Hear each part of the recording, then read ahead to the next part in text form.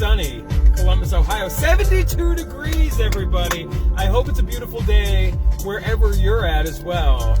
And I've been away from the economics and the politics for about a good month. You know, like, you could really only, I'm talking about myself, you could really only go so far with this stuff. You know, it gets pretty dark. You know, you're jumping into all these YouTube videos, economics, Austrian economics. I get down the rabbit hole, everybody. This is just, I'm a big nerd with this stuff and need a little break from it once in a while. I've been it took about 30 days off of, you know, all of my research and stuff like that. And then I did a post recently all about, you know, using real money to buy fake money is not a business model, or is not investing, I think I said. And of course I was, you know, referring to Bitcoin, and you know, and a lot of great dialogue actually came from that particular post. And there's two things I wanted to address. One was some of the dialogue I was having with Mr. Corey Boatwright, and another one is the dialogue I was having with Mr. Nate Jurowitz, who also has some good intellectual commentary on my on that particular post. But the first things first, you know, when it comes to my relationship to Bitcoin or anything like that, there is not one combative bone in my body where it's like, oh my gosh, I'm right, you're wrong, you're right, I'm wrong. No, that's not the intention of, you know, putting out this type of material.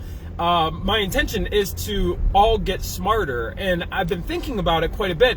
I actually feel I have more in common with a Bitcoin, what they call themselves, a hodler.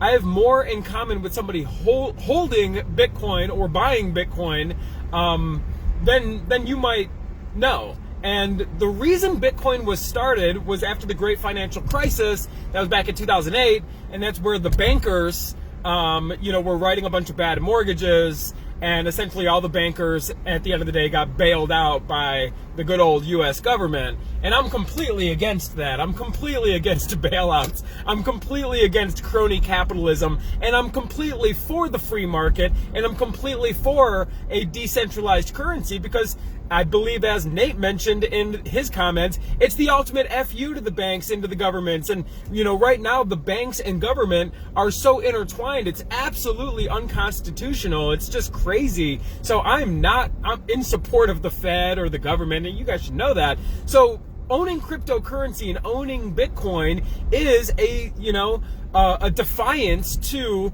everything that I'm against. So I'm very much in support of that. But the problem with this is that people are not buying Bitcoin to be this defying, you know, group, or to be this, you know, let's fight the good fight, let's stand up to the man. That's not why people, I think some people are buying it for that reason, and that's the original reason it was created. But people are buying it because it's a pure speculation, pure speculative, you know, thing where they want to make money. They want to get rich quick. Everybody wants to make more money. I don't blame you at all. But here's the thing: when the only way you make money with Bitcoin is you sell it.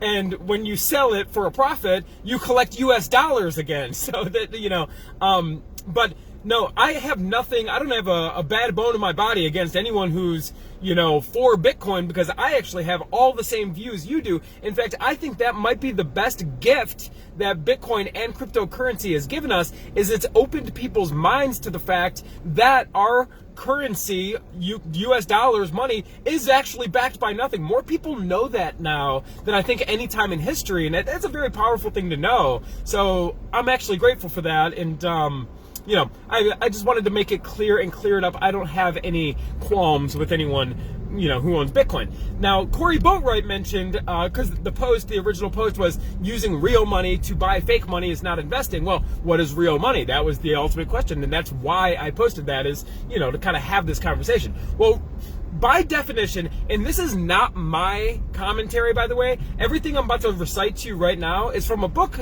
that I love, and the name of the book is A Random Walk Down Wall Street. I've learned more about money and the markets from that particular book than any other podcast or show or YouTube or anything. A Random Walk Down Wall Street. And they define money, and this is definitely not even their words. This is like, you know, somewhere ingrained in stone. I don't know.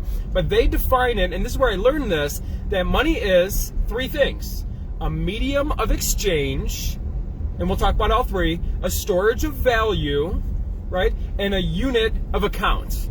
So a medium of exchange, what is that? A medium of exchange. If I want to purchase something from you, then I could give you something. It doesn't matter if it's seashells or feathers or dollars or tokens, or it doesn't matter. And if I give that to you and you're willing to accept it for a good or a service, boom, that's a medium of exchange. It worked. It was money. So yes, Bitcoin is absolutely a medium of exchange. You're absolutely right about that.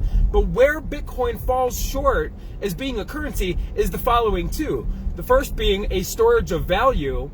And the reason Bitcoin is not a storage of value is because it's so volatile. That volatility. So yes, US dollar is fiat, right? Meaning it's backed by nothing. But it's backed by the U.S. government, it's backed by the U.S. military is what it is. But the U.S. dollar does not fluctuate big time. In fact, the U.S. dollar index last week took a hit of about 0.5%, and that's a huge move for the U.S. dollar index. That's a big move, right? And it's only 0.5%. I mean, Bitcoin, it'll fluctuate 20% on any given week. It's just way too volatile to be considered a storage of value. And then the third one is a unit of account, and that just means to price goods and services, you know, with this currency, right? So you go buy a car, the car is $50,000. That's what makes, you know, the U.S. dollar currency.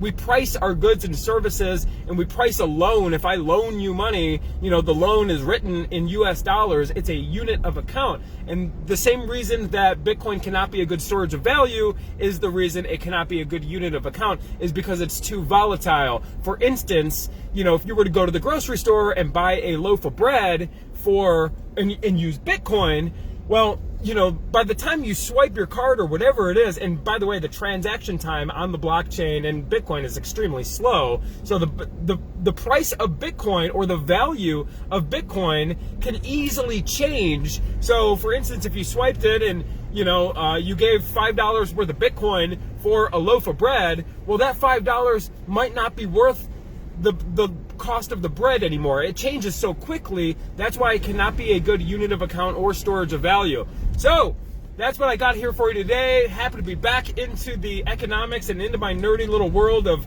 you know, reading and talking to you all. So my intention is for all of us to get better, get smarter, be positive. We're in this thing together. Keep fighting the good fight, and we'll see you on the next video.